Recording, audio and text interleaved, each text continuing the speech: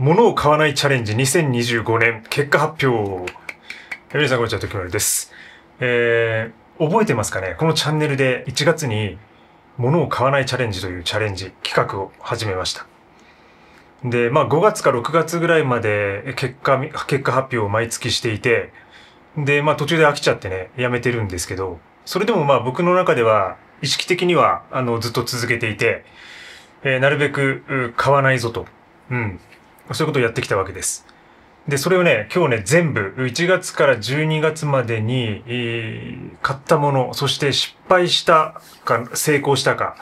みたいなところを話していきたいと思います。で、結構長くなるかもしれないので、ゆるりと今日聞いてください。ラジオ感覚で。いつもだいたいゆるりと聞いてると思いますけど、カメラの、テレビの前でちゃんと正座して聞いてる人いないと思いますけど、洗濯機回したりとかね、料理とかしながらね、あと逆立ちとか散歩とかしながら、何かしながら聞いてください。ゆるい気持ちで、もう年末なんでね、もうダメですよ。仕事、頑張っちゃ。もう仕事頑張っちゃダメ。ゆるーく、もうできるだけ、体の力抜いて、肩の力どんどん抜いて、脱力。力まだ力入ってる。抜いて。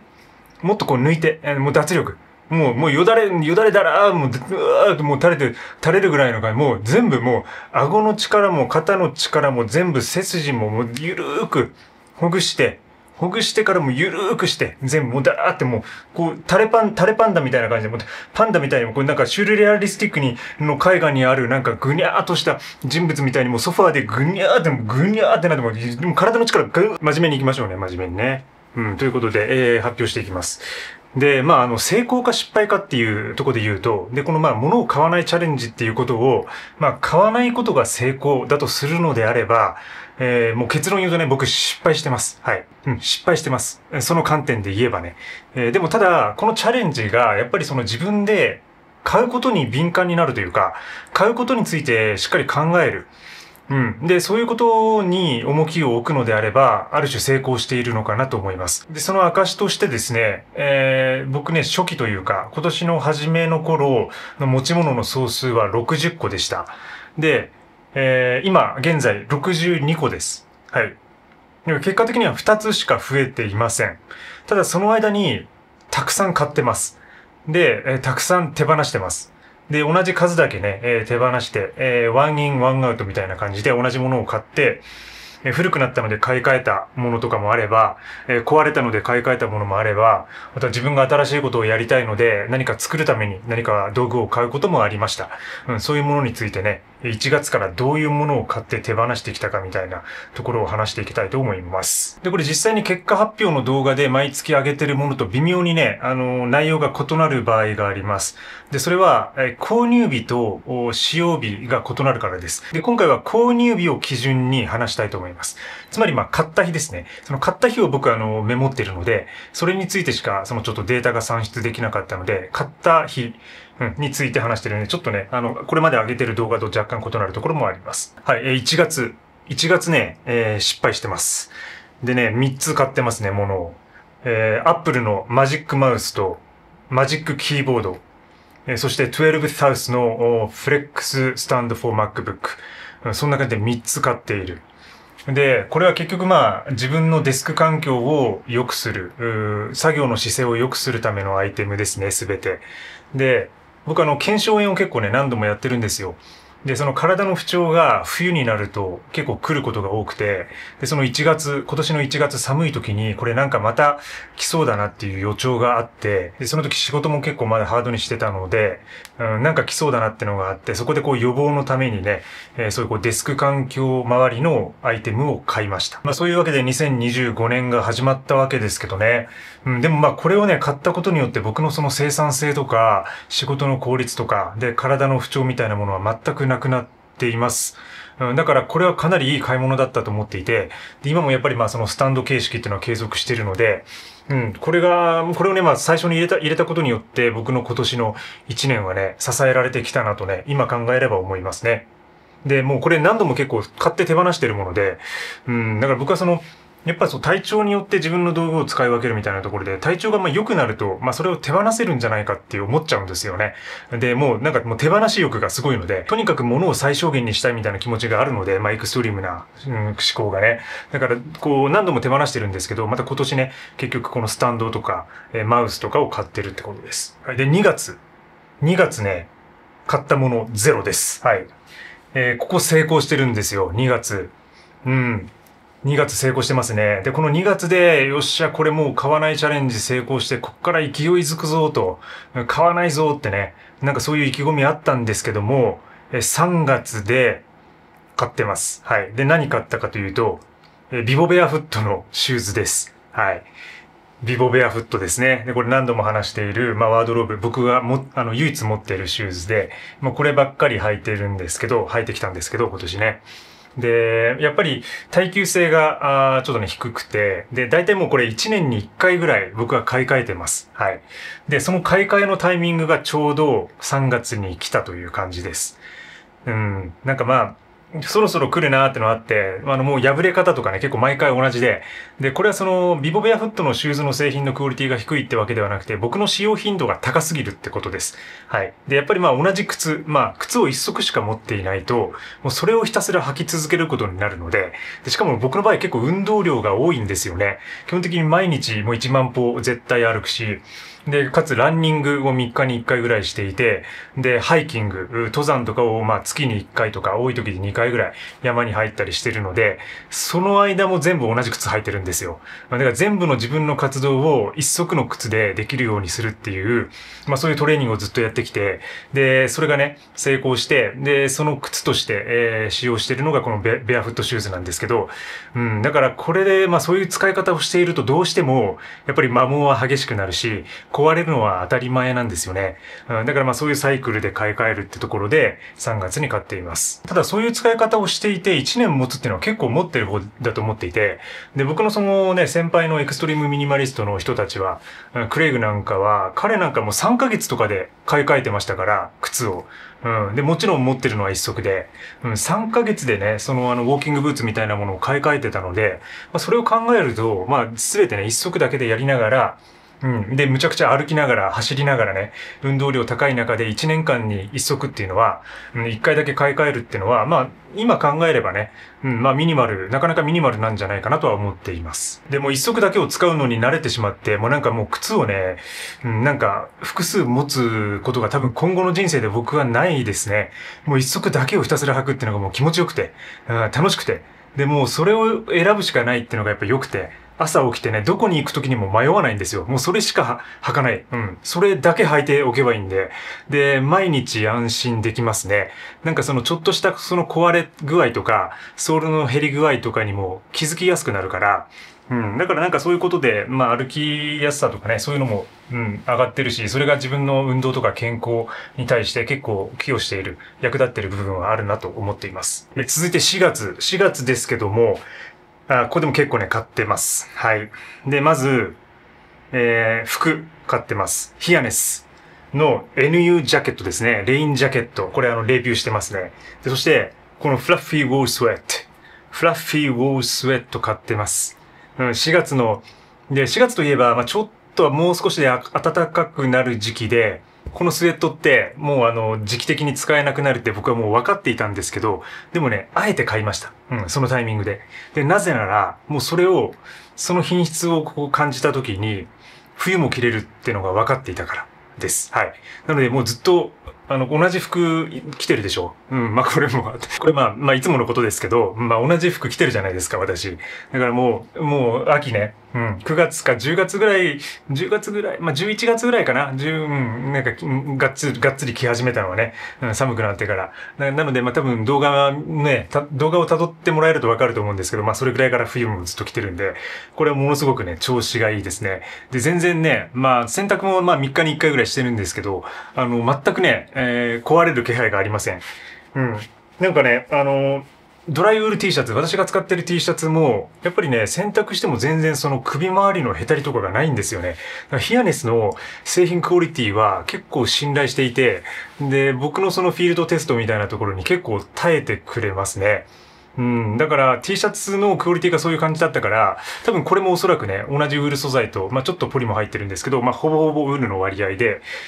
結構ね、いいんじゃないかなと思っていて、で、今のところ全然問題ない。もうほぼ毎日着てますけど、全く問題ないですね。すごくいい買い物したと思っています。で、他にはですね、4月、機材を買ってますね。マイクと、スタンドかな。マイクとスタンド。で、SE215 っていうね、インイヤーモニターですね。イヤホンですね。有線イヤホン。これを買ってます。で、これは自分はそのポッドキャストとか、そのラジオのクオリティをちょっと上げたいなと思っていて、で、もう少しその音声にこだわってみようかっていうところで、ちょっとテスト的に、試験的に入れたものです。なので、その時からね、僕の動画がっつり見てくださってる方は、多分ね、覚えてるかもしれないんですけど、一瞬だけね、僕そのマイクを使っていた時があるんですよ。別のマイクを。今ももちろんマイク使ってるんですけど、それとはちょっと違うマイクですね。そういうマイクを入れましたね。ただそれは、1ヶ月半ぐらいか2ヶ月ぐらいテストして、自分には不要だってことが分かって手放してます。なので今手元にはありません。イヤホンは使ってます。はい。それはもう最高ですね。それもね、いい買い物の一つですね。それから5月。はい、5月。5月はですね、5月も買っちゃってます。はい。だから買い物チャレンジで言うと失敗してますね。で、5月は、2つ買ってます。で、1つは、ルナサンダルです。はい。これもね、結構、印象に残ってる方多いんじゃないかなと思います。で、今年、そのゼロシューズという、これまで使っていた、ベアフットサンダルから、乗り換えました。ルナサンダルという、で、ベナードというモデルで、一番薄いモデルなんですけど、で、これは結構ね、上半期の確かベストバイに選出されましたね。時丸田中ベストバイに選出されてるアイテムで、これによってね、よりそのランニングが楽しくなって、で、これまでゼロシューズでも走ってはいたんですけど、やっぱりそのフィット感がちょっと自分にとって、若干緩かったのがあって、走りづらかったところはあるんですよ。で、それは多分自分のそのちょっとサイジングが悪かったところは多分あると思うんですけど、でもベナード、ルナサンダルの方は、トングがついてるので、いわゆるその親指とね、薬指の間が、人差し指か。の間にこうね、鼻緒っていうのかな。そのね、トングがついてるので、結構固定されて、で、後ろもね、固定されるので、もうなんか、わらじみたいな感じ。もう密着するんですよ、かかとに。で、そのまま、で、走ることができるので、本当にそのベアフット感覚を一番感じやすいし、走ることに向いてるシューズだなって、サンダルだなっていうふうに気づいて、それからもう虜になっちゃって、で、最近もう寒くなってきたんで、なかなか履けてないんですけど、もうね、夏場、もう買ってからはね、ずっとルナサンダルで生活してましたね。だから、ビボベアフットの出番が全然なくなって、で、もう走ったり、で、旅に出る時もそうですし、もうサンダルだけで行くみたいな感じがもう心地よくて、で、本当にこう新たな自然と近くなってね、なんか新たな開放感をもたらしてくれたアイテムだなと思います。それをね、5月に入れてて、すごくそのおかげで今年の夏、5月から夏にかけてはものすごくね、楽しい、そして心地いい生活ができましたね。で、やっぱこのベアフットサンダルでこう素足になれるっていうことは、自分がやってるそのヨガとも親和性が高くて、やっぱりヨガって基本的にベアフット、裸足で行うので、ベアフット感覚を培うには最高の運動なんですよね。だからやっぱりそういう意味でヨガをやりながら室内でも裸足でいて、で、外でもそのルナサンダルを使うことによって裸足感覚でいられると。だから家の中と外っていうのが、そのサンダルを入れることでシームレスにつながるんですよ。つまり、ヨガ、同じくその外でもヨガをやってるような感覚。だからずっとそのヨガ的に生きるっていうのかな。なんかそういう意味でもかなりね、ヨガの実践としても、そのサンダルが役に立ってるなと今では思いますね。もう一つはちょっとこれマニアックなんですけど、ハイキング系のアイテムです。で、グランドシートを買ってます。はい、グランドシート。で、これは僕これまでタイベックってものを使ってたんですけど、ポリクロっていうね、素材のものにリプレイスしてますね。で、グランドシートっていわゆる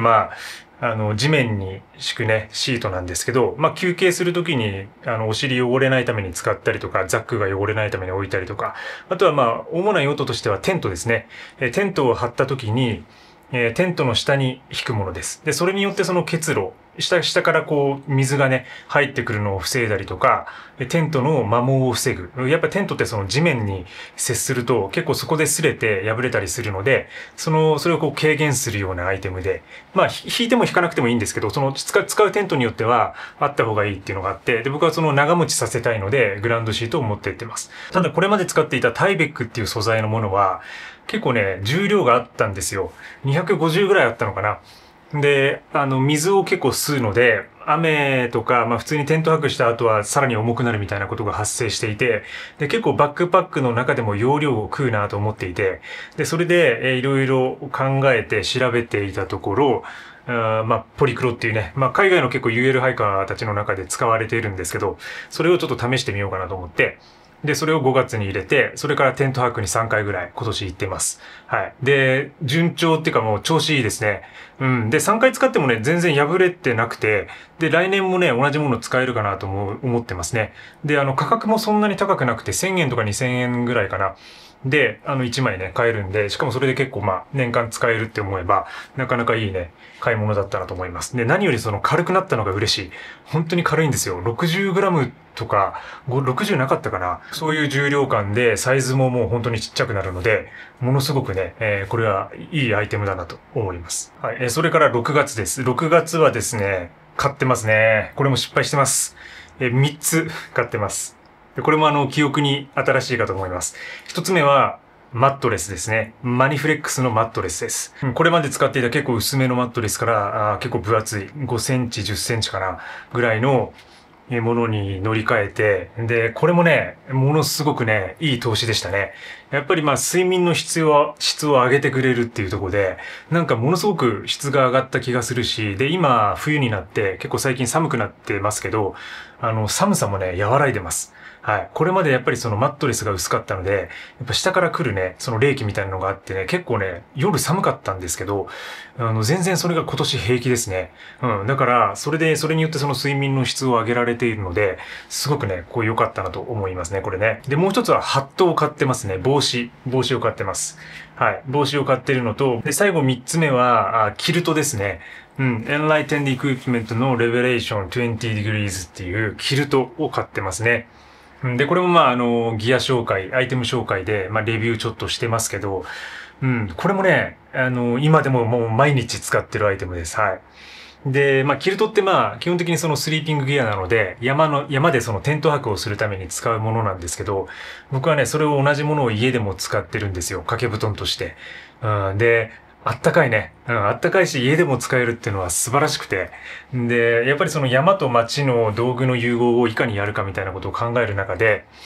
僕がまあ、踏み切りたいなって思っていた部分でもあるんですよね。結構長い間、これをマージできたら、その部屋にある、こう、掛け布団みたいなものを手放せるので、で、しかもその自分の布団をこのバックパックに入れて、いつでも持ち歩けるっていうのはすごいことだなと思って、で、それをね、今年ね、ちょっと実現に、踏み切った形です。で、実際にこれ、確か注文したのは6月、まあ5月末とかだったとは思うんですけど、で、届くのにね、やっぱ結構時間がかかったんですよ。3週間ぐらいかかったかな。まあ、アメリカからね、輸入したので、直輸入したので、まあ3週間ぐらいかかってます。で、その手に入れてからすぐね、山で使ってみて、で、その心地よさとふわふわ感とその品質の良さにね、痺れて、今では結構すっかり、毎日使ってるってのもあるんで、なんか結構愛着が、湧いてるアイテムになってますね。で、自分用にカラーをカスタマイズしてるんで、よりなんかね、自分のカスタムって感じで、なんか好きになっています。はい、7月です。7月、買わないチャレンジ、成功しています。はい。ようやく、もうね、ずっと買ってるんですよ。2月成功して、3、4、5、6、買ってますね。で、7でようやく買わないっていう月が一つあります。で、まあなんかこう、やっぱりこう、買い疲れみたいなところあるのかわかんないですけど、やっぱりそのいろいろこうリプレイスしてきて、なんかふとこう、ポケットじゃないけど、そういう多分タイミングだったんでしょうね、夏前のね。続いて8月なんですけど、8月はね、2つ買ってます。で、しかもキーボードを2つ買ってます。これバカだよね。全然ミニマリストじゃないよね。これね、同じキーボード2つ買ってるって。でも違うキーボードなんですけど、厳密には。その後ね、かなり役立つことになった、HHKB の、キーボード。ハッピーハッキングキーボードっていう、HHKB という配列の、キーボードですね。それを買ってます。外付けキーボード。で、もう一つは、ノベーションのローンチキーというミディキーボードです。で、これは、ピアノの形をした、いわゆる電子音楽の打ち込みに使ったりとか、演奏に使えるようなものなんですけど、それをね、買ってます。だから同じキーボードの類を2つ買ってますね。ただ8月にこれらの機材を入れてから、自分はね、実際にいろいろなものを作ってきました。で、特に本をね、9月ぐらいに、10月だったかな、最終的に出たのは、取ること、生きることっていう、本を一冊ね、出版今年したんですけど、それも、そのキーボードによって自分の分泌活動が加速したっていうところが一つあります。で、ミディキーボードに関しては、この間音楽をね、制作してアルバムを、EP を発表したんですけど、それに用いてますね。なので、それを入れることによって自分がそのものづくりの秋にね、こう加速していったっていう、そういうふうに捉えることもできるかなと思ってます。8月に入れることによって、もうそれを実際に使って、で、買ったもので自分の作品を生み出していくっていう、そういうことができたので、これは今でもね、すごいいい道具だなと思いますね。購入するときの思考はね、どうしようかな、みたいなこう悩みだったりとか、これを入れたところで、本当に自分の制作のスピードが上がるんだろうかとかね、いろいろ考えたりもしましたけど、やっぱりこう使ってみたいっていう好奇心があったりとか、その新しい道具に関しては。で、それが自分の制作とか、実際仕事に役立つものであれば、やっぱり使ってみて、で、それでダメだったら手放せばいいやっていうふうに思ってるので、僕はそういうふうな仕事に使うアイテムに関しては、割と積極的にね、取り入れて試してみるってことを行います。これまで話したものも結局生活にそのまま直結する道具だったりするので、なんかそんなに無駄なものはないかなとは自分の中では思ってますね。それから9月です。9月もね、2つ買ってます。はい。これもね、皆さんに共有してるんで、もうね、全部ね、バレちゃってるんですけど、ブックスというね、e インクリーダーです。はい。電子書籍リーダーを1つ買ってます。で、もう1つは、椅子ですね。はい。IKEA の椅子を買ってます。で、これワーキングチェアで、いわゆるこの高さが調節できるもので、で、結構革張りで、割とね、こうクッションが良くて、これはね、すごく良かったですね。これまでね、その無印良品のチェアを使っていたんですけど、やっぱりこう高さが調節できないので、微妙になんかね、ちょっとね、やりづらいなってのがあったんですよ。で、それを調整するにはやっぱりその自分の座る高さを変えなければならなくて、で、最初の方はなんかそのクッションとか、そういうものを重ねてね、ちょっと高さを上げてやってたりしたんですけど、どうしてもやりづらいなと。こう、お尻に当たる面積がね、なんかこう、変になったりとかして、なんかやりづらいなってのがあって、で、結局思い切ってね、椅子を入れましたね。で、折りたたみじゃないので、結構その、自分の中では持ち運べないっていうところがネックではあるんですけど、ただ自分の家をね、オフィスだと考えれば、そのオフィスに属するホーム用品みたいな感じで捉えていれば、かなりね、そこでもう作業効率はむちゃくちゃ上がってますね。この椅子のおかげで。はい。なのでむちゃくちゃこれもね、体の健康のために、入れてよかったアイテムだなと思っています。で、もう一つはその e インクリーダーですけど、これもやっぱり僕本を結構読むので、で、電子書籍ってやっぱりどうしてもスマホでね、これまで読んでて、重複感があるのはね、こう否めなかったんですよね。やっぱこうe インクリーダーって、やっぱりどうしても同じ読むもので、結局スマホで代替できるので、重複するアイテムとして本当は2つ持つ必要がないアイテムです。ミニマリズムの、正当的な理論からすれば。でもそこは僕はその別物だと考えて、やっぱりその目に対する刺激が少ないっていうのと、あとはスマホだとそのいろんなところにね、気が散るようなアプリケーションが入ってるんですけど、e インクリーダーであれば、その書籍だけに集中することができます。だから圧倒的にその本を読む集中力っていうのが高まりますね、これは。で、目にも優しいから、で、バッテリーの持ちとかもいいので、全然その電子機器って感じがあんまりしないんですよね。なんか本当にこう本を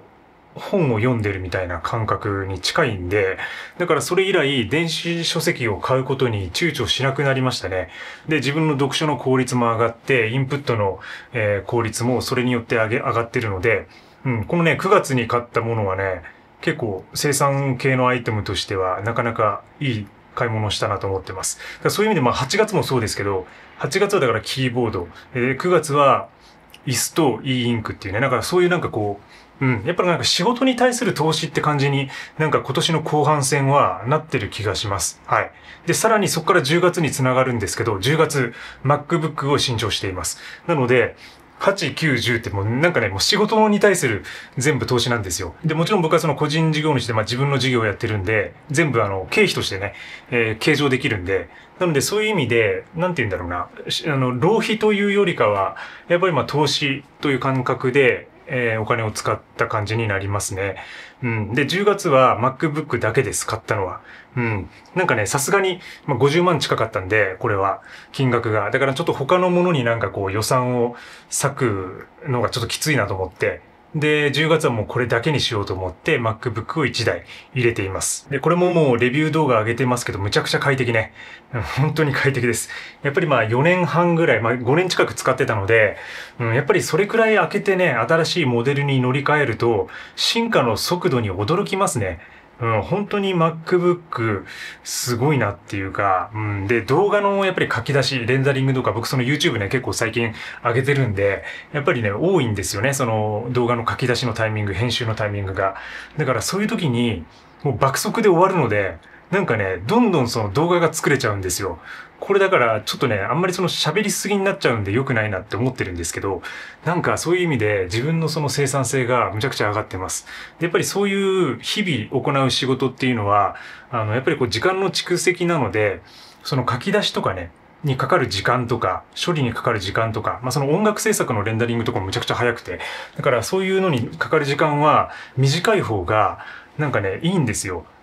どんなにその5分とか10分っていう小さい時間であっても、それがその毎日、毎月積み重なっていくと年間で大きな時間になるんですよね。だからそういうやっぱりその1日の中での時間の使い方を見直すっていう意味で、やっぱりその速い道具、高性能な道具を使うっていうのは、一つのね、なんかこう生産性の向上につながりますし、自分のそのストレスの軽減にもつながりますね。やっぱり遅い PC でやってると、なんか毎回のことが、作業が微妙なストレスになったりするんですけど、そういうのが全くなくて、で、だから逆になんかその生産性が上がって、なんかこうデジタルデトックスになりにくいって思うんですけど、逆にデトックスになるなと思っていて、仕事さっと終わらせて、で、外に遊びに行くとかね、なんかそういう切り替えもね、できるようになっているんで、ますます。だからすごく、やっぱり MacBook は、なんか定期的に最新に買い替えた方がいいな。スマホもそうですけどね、いいなと思いましたね。スマホはあんま進化ないけど、やっぱ MacBook はね、やっぱ最近すごいですよ。やっぱチップが新しくなってから、どんどん処理速度上がっちゃってるんで、本当にその動画とか音楽とか作ってる人は、ちょっと新しいモデル試してみるとね、本当生産性は上がると思いますね。続いて11月です。11月はですね、これまで今テック系で来たんですけど、11月またね、服を買ってますね。はい。で、これも皆さん記憶に新しいかと思います。冬服、寒くなってきて、アークテリクスの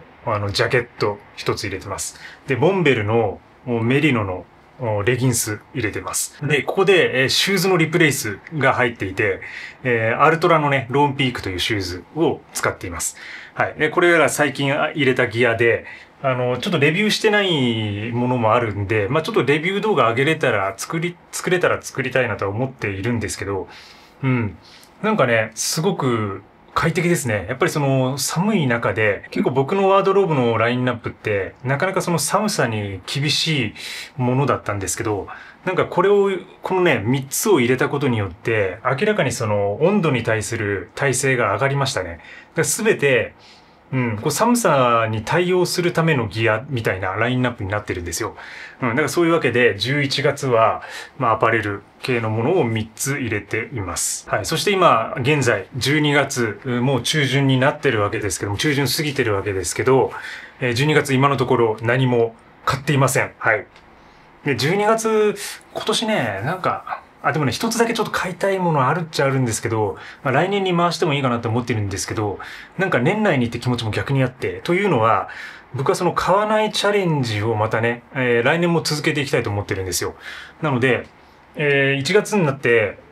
またスタートします。はい。なので、そこからまた1年スタートで、もう今年で終わりとかじゃなくて、で、これもずっと続けていきたいなと思ってて、で、なんかもう今年結構、考えてみれば、割とそのリプレイスの年だったなと思っています。で、これまで使っていたものがまあ古くなったりとか、新しい道具を試したりとか、自分のその仕事スタイルが結構大きく変わった年でもあったので、そういうふうに新しい道具を入れて試してきた年だったんですけど、だからそれによって結構ね、道具の買い替えとか買い物が結構多かったなと思います。多分去年より多かったと思いますね。買ったアイテムの数とかに関して言えば。だからそういう年を乗り越えた翌年っていうのは、必ずその買うものって少なくなる傾向があって、だから来年はね、ほとんどなんか何も買わずにいけるんじゃないかなって思っていて、だからもう一回ちょっと気持ちを新たにして買わないチャレンジを1月から始めていきたいなと思っていますね。で、よく持ち物の質問いただくんですけど、今僕のウェブサイトに全部リストでまとめているので、よかったらそちらからチェックしてみてください。で、そのような道具の選び方だったりとか、どういうふうな意図で